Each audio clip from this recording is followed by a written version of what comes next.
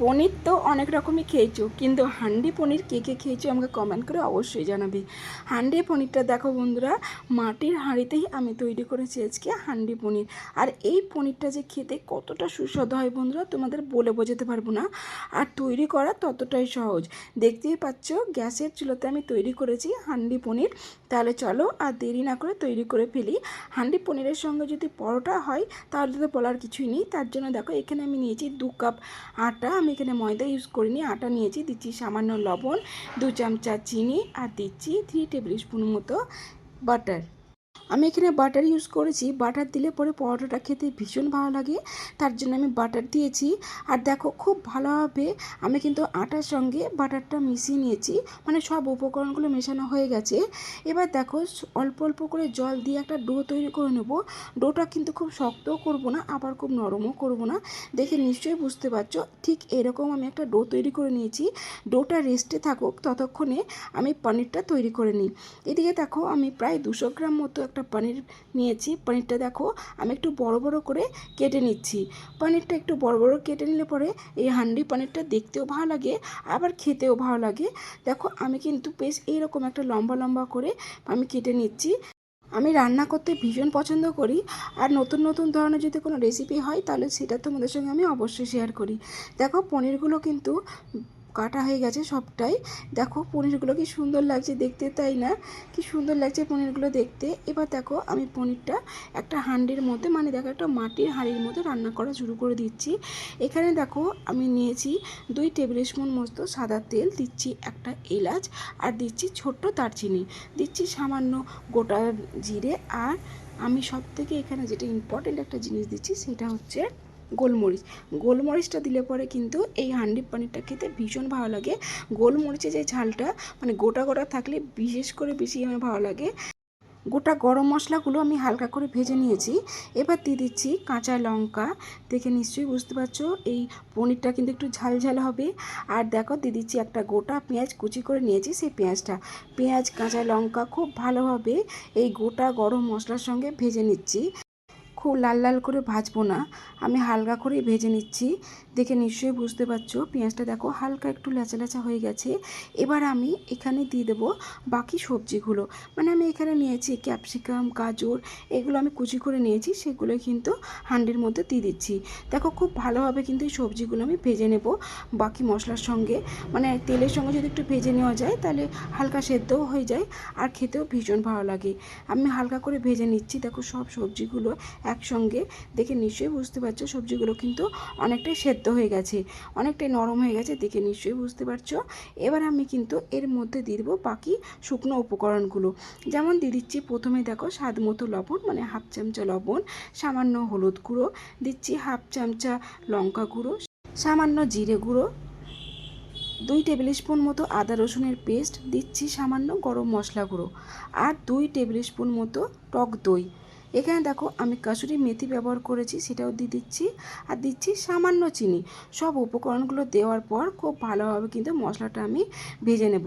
মশলা থেকে যতক্ষণ পর্যন্ত না তেল ছেড়ে দিচ্ছে ততক্ষণ পর্যন্ত আমি খুব ভালোভাবেই ভেজে নিচ্ছি। দেখে নিশ্চয়ই বুঝতে পারছো কালারটা কতটা সুন্দর এসেছে বন্ধুরা, এখনই কি সুন্দর লাগছে দেখতে, তাই না? ভীষণ ভালোভাবে আমি ভেজে নিচ্ছি। দেখে নিশ্চয়ই বুঝতে পারছো মশলাটা কিন্তু খুব ভালোভাবে ভাজা হয়ে গেছে, মশলা থেকে তেল ছেড়ে দিয়েছে। এবার দেখো আমি আগে থেকে যে পনিরগুলো কেটে রেখেছিলাম সেই পনিরটা কিন্তু আমি এবার এই মাটির হাঁড়ির মধ্যে দিয়ে দিচ্ছি। দেখো মশলার সঙ্গে খুব ভালোভাবে কিন্তু আমি এই পনিরটাকে কষিয়ে নিচ্ছি। কালারটা দেখো বন্ধুরা কি সুন্দর কালারটা লাগছে, তাই না পনিরের? আমার তো পনির খেতে ভীষণ ভালো লাগে, ভীষণ পছন্দ করি।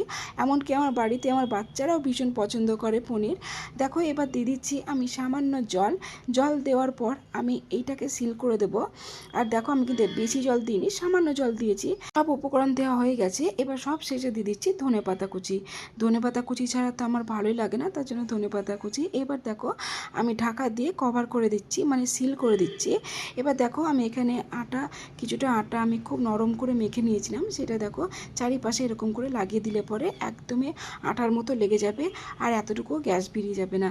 এরকম করে দিলে পরে কিন্তু হান্ডি পনিরটা খুব ভালোভাবে হয় বন্ধুরা, আর ভীষণ ভালো একটা ফ্লেভার আসে। 10 মিনিট লো ফ্লেমেই রেখে দিচ্ছি। মিডিয়াম ফ্লেম বা হাই ফ্লেমে দেওয়া যাবে না, তাহলে তলাতে লেগে যাবে বন্ধুরা। তার জন্য আমি লো ফ্লেমেই রেখে দিয়েছি 10 মিনিটের জন্য। আর এইদিকে দেখো ততক্ষণে কিন্তু আমি পরোটাগুলো তৈরি করে নিই। গরম গরম পরোটার সঙ্গে পনিরের তরকারিটা খেতে ভীষণ ভালো লাগে বন্ধুরা। পরোটাটাও আমি ভীষণ সহজভাবে দেখাবো তোমাদের। আর এই পরোটাটা খেতে অত্যন্ত সুস্বাদু হয় বন্ধুরা। এবার দেখো এই ডো থেকে আমি ছোট ছোট করে লেচিগুলো কেটে নিচ্ছি। দেখে নিশ্চয়ই বুঝতে পারছো লেচিটা কিন্তু খুব বড়ও নিইনি আবার খুব ছোটও নিইনি। এবার এই লেচিগুলো আমি শুকনো আটা দিয়ে আমি একটা বড় সাইজের রুটি বেলে নিচ্ছি। বড় সাইজ খুব বড় না, মানে মিডিয়াম সাইজের আমি একটা রুটি বেলে নিচ্ছি। রুটিটা কিন্তু আমি একটু পাতলা করে বেলে নিয়েছি, দেখে নিশ্চয়ই বুঝতে পারছো। এবার এর উপরেই দিয়ে দিচ্ছি আমি সামান্য সাদা তেল আর কর্নফ্লাওয়ার দিলে পরে পরোটা ভীষণ ফোলে বন্ধুরা, আর খেতেও হয় অত্যন্ত মুচমুচে আর সুস্বাদু।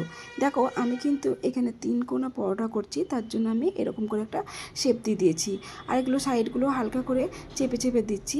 আর এই পরোটাটা খেতে বন্ধুরা ভীষণ ভালো লাগে আমার।